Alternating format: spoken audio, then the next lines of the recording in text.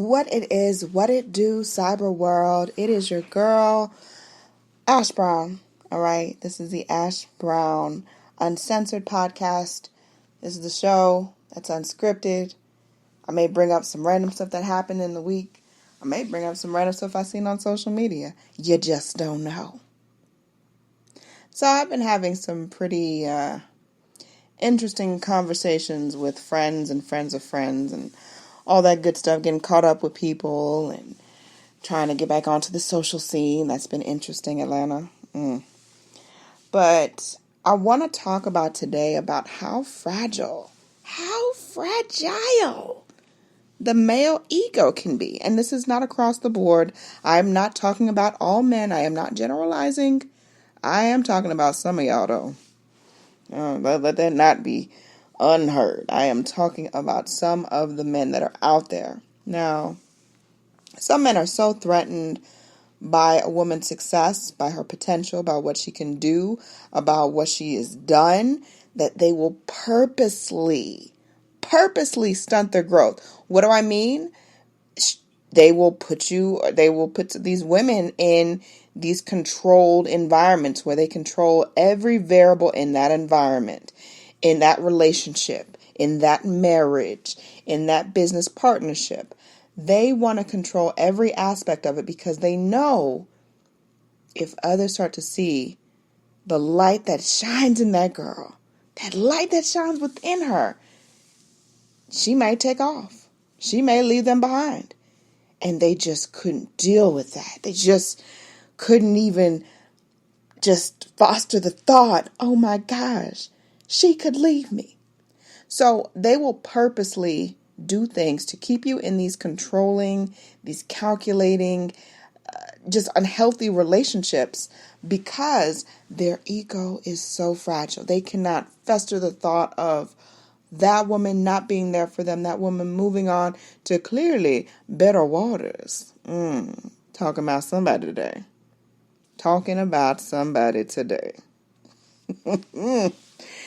And it's just so crazy. So I was talking with a friend of mine and we were talking about this girl that we knew back in the day. And everybody was cool with her. She was just a really cool chick. And got her first boyfriend, had never really dated anybody seriously, had got this first boyfriend. And everybody know when you get that very first boyfriend, it's just, oh my gosh, the stars are aligned. Everything's just wonderful. But she started to change. Her spirit started to change. And she wasn't hanging out with us nearly as much. We weren't talking on the phone. This is before social media. So we weren't, because really all you have is school and after school. And that's basically it in the phone. And she just started to change. And everybody was kind of noticing that, she wasn't hanging out with us nearly as much. And weren't really talking nearly as much.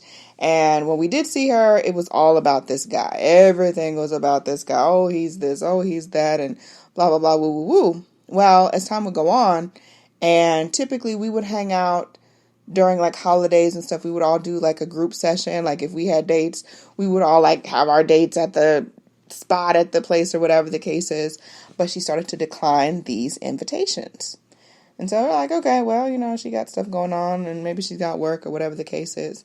But slowly but surely, one of our mutual friends basically pointed out to me and the rest of us that this guy was absolutely isolating her from all of her friends, isolating her from everything that she knows. And he wanted to be the sun, the moon, the alpha, the omega of her life.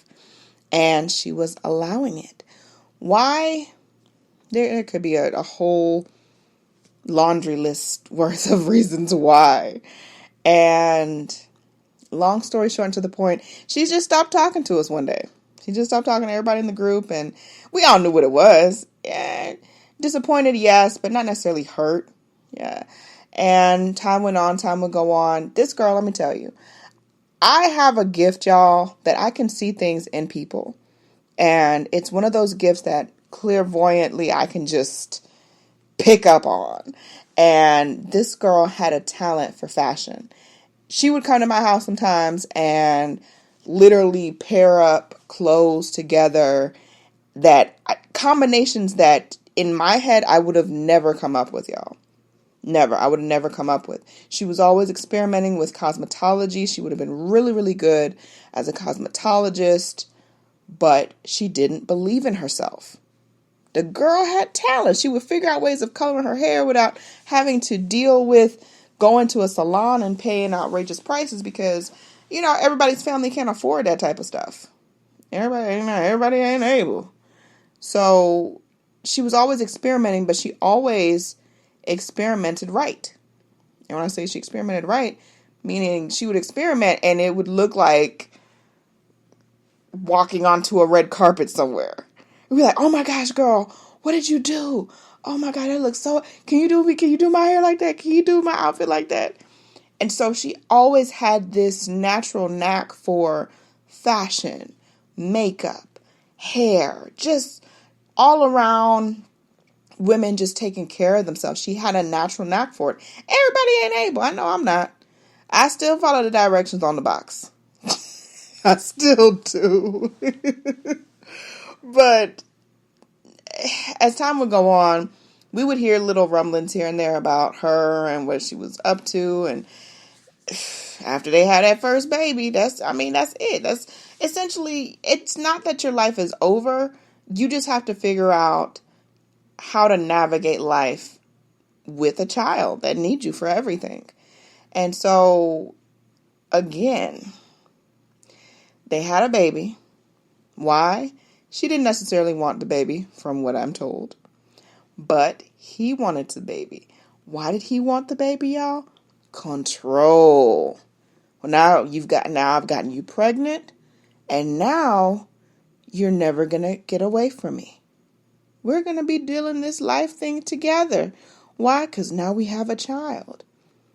And like a lot of females, I'm sure she wanted to get married. I'm sure. And he looked at that as, okay, well, we're about to get married. She's definitely not going to look anywhere to see any aspirations for herself. She's not going to do anything. She's going to be my wife. She's going to be the mother of my kids. And that's what it's going to be. And essentially that's what happened. Sad story. So we, out of the mutual group of us or whatever, had gone up to someplace and saw that she was like a manager. She was a manager at the spot. And while it pays well, they said that she really didn't look happy. They said she didn't look happy. Yeah, she's got a management position, but she would have been far more successful in my eyes and fulfilled in my eyes if she had gone toward her dream and really been able to pursue those things. But sometimes people will see the light in you before you see it yourself. And he saw the light in her, y'all. He saw the light in her. He knew if she take off with this cosmetology stuff, if she take off with this fashion stuff, she's going to forget about me. She is absolutely going to forget about me. That's going to be the end of that. I got to intervene. And that's what happened. It's insane. It's absolutely insane. It's unfortunate as well. But that's the way life goes sometimes. That's the way life goes. But yeah, that male ego is fragile. Like, you would really sit up there and use a child.